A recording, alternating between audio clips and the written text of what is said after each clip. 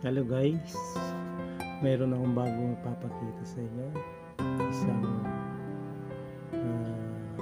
Hyundai Starex 2009 model. Ito guys, binibinta ko ng 190k. Yan.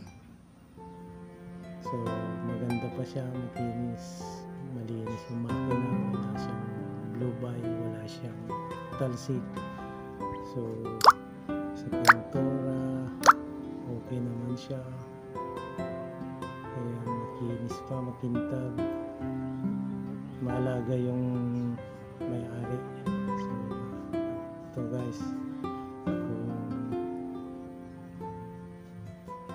gusto nyo, at maganda pa guys ito, kaya siguro makapag-close yung mga may-ari at bibili. Kaya ayan, ito, tingin muna tayo rito sa paligid. Ito yung Season Family ang nagbibinta. Ayan, dito sa Concepcion, sa Umingan, Pangasinan. Ayan, dito namin ito nabili. So ayan guys, medyo may kalayuan pero sulit naman.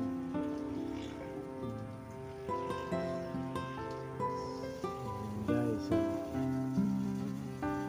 maganda pa siya, hindi siya magkaroon ng problema. So ayan, thank you guys sa panonood. So ayan guys, see you next time sa susunod muli na video. Kita-kita ulit tayo. Salamat sa panonood po.